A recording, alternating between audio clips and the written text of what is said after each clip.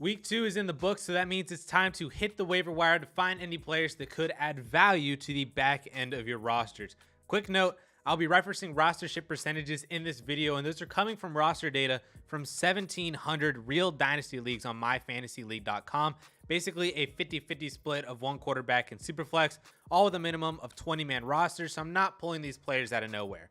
It is possible that some or all of these guys are already rostered in your leagues, perhaps even by you. But for the most part, there are hundreds of leagues out there where these guys are on waiver wires. First and foremost, I want to highlight just a few players that are really highly rostered, but they're not 100% rostered that I think should be. These guys are Joe Flacco in Superflex leagues, Jeff Wilson, Mark Ingram, Eno Benjamin, Tyrion Davis-Price, Jerick McKinnon, Samaje Perine, and Hayden Hurst. Again, all guys rostered in over 90% of leagues, so they're more than likely already rostered in your Dynasty league, but they're not 100%. So double check just to be sure that you're not one of those 5, 7, 10% of leagues out there where one of these guys is still on waiver wires, and immediately add them if they're still available. All right, so the first name to add this week is apparently competent quarterback Cooper Rush, who looked pretty solid on Sunday in the Cowboys' upset defeat over the Bengals. He's still widely available for anybody who needs a quarterback. And while his raw stat line wasn't great for fantasy, with only 235 yards and a touchdown equating to 13.5 fantasy points, we can't deny that he looked good enough to give us confidence in him and this offense without Dak Prescott for the next month or so, or however long. He completed over 61% of his passes on 7.6 yards per attempt, posted a 95.5 passer rating, and sustained 2 top 24 fantasy wide receivers.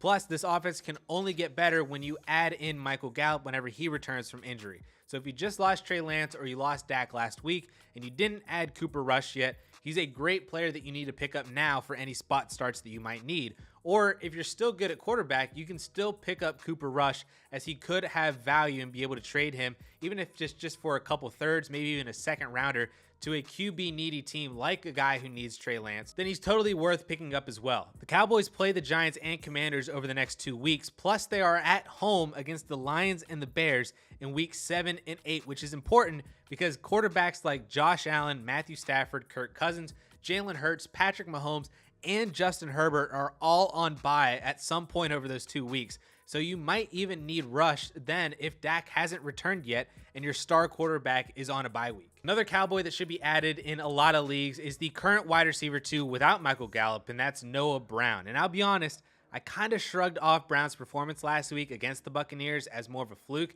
even though he caught 5 passes for 68 yards. But that was probably a mistake, and it's probably going to cost you more fab to pick him up this week than what he did last week. However, it's still great to see that Brown continued producing a second week in a row, even with a new quarterback. That improves our confidence in what Noah Brown can do, and it wasn't just some sort of one-off game. Brown again was second among wide receivers this week in targets, caught all 5 of his passes for 91 yards and a touchdown, and Brown is a great add and potential starter in your lineups as long as Michael Gallup remains off the field. But even when Gallup returns, I still think Noah Brown is going to have some value. We've seen the Dallas wide receiver 3 be valuable for fantasy with Dak Prescott's ability to spread the ball around, and we've also seen great games from backup receivers in starting roles for the Cowboys due to injuries at the wide receiver spot above them. We've seen Cedric Wilson have a few games where he was fantasy relevant with either or both Amari Cooper or CeeDee Lamb missing from the lineup. Even Noah Brown himself had a 6 for 53 game on 9 targets last year on Thanksgiving when both Amari Cooper and CeeDee Lamb were out. I rarely recommend picking up wide receiver handcuffs or even rostering them in general in Dynasty, but Noah Brown could prove to become a trusted one in this Cowboys offense, almost like a more available version of Josh Palmer. Next up, we have Cardinals running back Darrel Williams, and if you've watched this channel throughout the summer, you would have heard me mention a couple of times that Darrel Williams should be on your roster this season, primarily if James Conner gets injured. Well, James Conner got injured this week, and Williams saw 11 opportunities after he got hurt. Yes, Eno Benjamin has been the backup running back to start the year, but Williams has experience taking over for an injured starter in the backfield, just like what he did last year, finishing as the PPR RB20 on the season with the Kansas City Chiefs in place of Clyde Edwards-Helaire. Both Darrel Williams and Eno Benjamin split reps and touches over the second half and overtime while Conner was out, but Williams was the one who was more effective with his touches, nearly doubling Eno's rushing yards on the same number of carries and also converted on his goal line carry. If somehow both these players are available on your waiver wires, I honestly want both of them, so pick up both. But if Benjamin is already rostered, which is more likely that he is, add Darrel Williams because he could end up being the 1A on this team due to just experience for taking over a backfield for an injured starter if Connor were to get re-injured at some point this season, as it seems like his ankle injury that he suffered on Sunday isn't all that serious and he's probably going to be back for this week. But if he were to ever get hurt ever again and miss extended period of time throughout the remainder of the year, Darrel Williams is going to be pretty valuable in that case. And then finally, we get to Ashton Dulon, who has found himself in a valuable situation for fantasy as potentially the Indianapolis Colts' wide receiver 2 for the season, and he was even the wide receiver 1 on Sunday without Michael Pittman.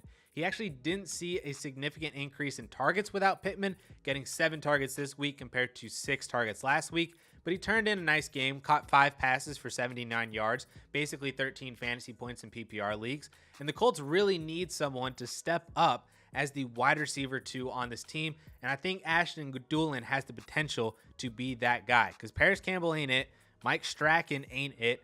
Alec Pierce was drafted to be it in the 2nd round, but only saw 2 targets last week and then missed this week because he couldn't progress through the concussion protocol. Not to mention that he's a rookie who could just take time to just get involved into the offense in general. I'd imagine that Ashton Dulon is still going to be pretty cheap to acquire on waivers this week, and I think that he's worth it as a speculative add as the season goes along, just in case you actually end up with Matt Ryan's wide receiver 2 across from Michael Pittman. Of course, you're probably wondering who you should even drop to add these guys in the first place. And just like the past couple of weeks, the answer is just basically back-end wide receivers like Terrace Marshall, Jalen Reagor, Marquez Callaway, Braxton Berrios, Khalil Shakir. Calvin Austin is rostered in over 87% of leagues. So if you have any of those guys, I would just be so happy to drop any one of them to pick up a Noah Brown, a Darrel Williams, and Ashton Dulon, because at least those guys are actually producing and doing something, and even in some cases playing.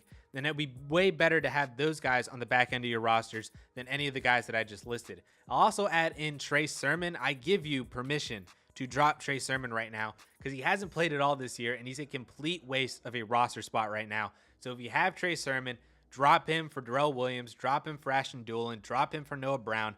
Pick up one of these guys who are actually doing something right now and just continue churning out the back end of your roster. If you're new to this channel, I will be doing a video like this every single week during the season for your Dynasty waiver wire. So if you're not yet, please subscribe to this channel for videos like this and much, much more to help you guys dominate your Dynasty leagues throughout the remainder of the year. And to help you with that, because we're still early on in the season, here are my 5 tips for you to keep in mind during the 2022 NFL season.